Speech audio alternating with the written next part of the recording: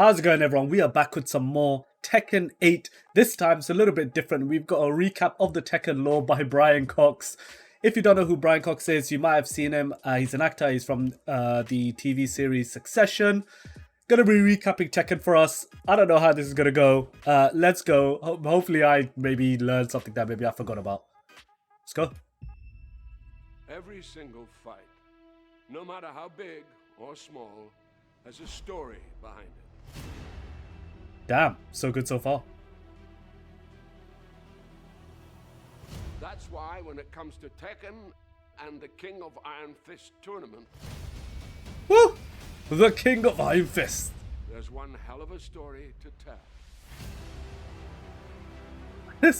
It's like a it's like a random crossover, but In Tekken 8, Jin Kazama will face off against his father, Kazuya Mishima, for the last time. Kazuya is threatening global domination, and since Jin is the only other person who possesses the devil gene as well, he may be the only chance the world has left. But how did we even get to this point? What the hell is a devil gene? And by why throwing do people off these cliffs. Fathers and sons keep throwing each other off cliffs. That's what they do. Well, it revolves around these three men.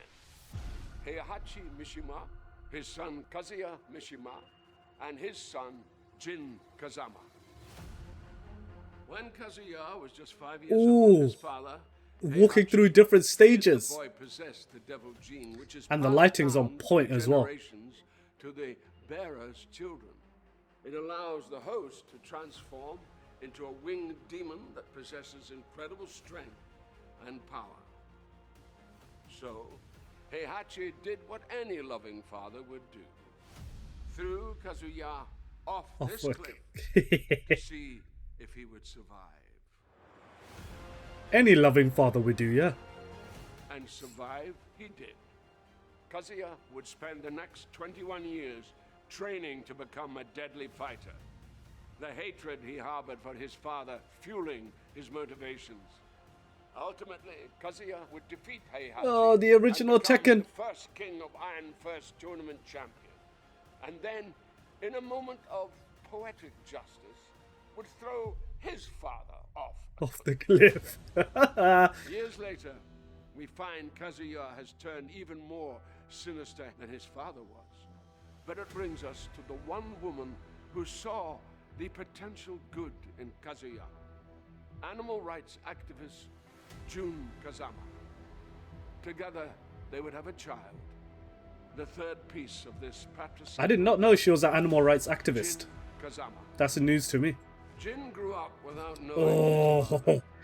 Oh, the stages in the background look so sick. Mother, Jim sought out his grandfather and would be trained in the Mishima fighting ways by none other than Heihachi Mishima. Ever the opportunist, and knowing Jin possessed the devil gene, Heihachi would use Jin until ultimately betraying his grandson, shooting him at point-blank range in the face. However, death was not for Jin. I forgot that happened. Shot him in the face. What had laid dormant in Jin until that moment, and Devil Jin was born. Since then, these three men have waged war against each other time and time again.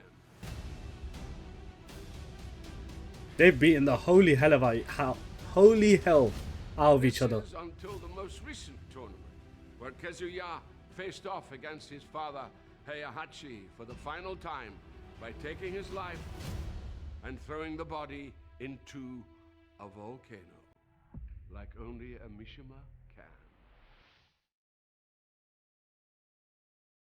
Apparently he's dead, Which brings us to now. but then again he fell into lava, so you would assume that's it. But Is almost at hand. with Tekken you don't know, man. Is seemingly unchecked. However, now fully healed from his own battles, Jin has resurfaced and is focused on stopping his father to become not just the newest champion of the King of Iron Fist tournament, but possibly the savior of all mankind too. Him just doing a drop kick on the battlefield.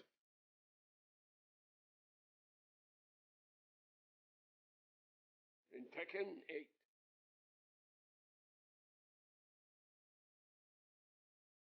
fist meets fate.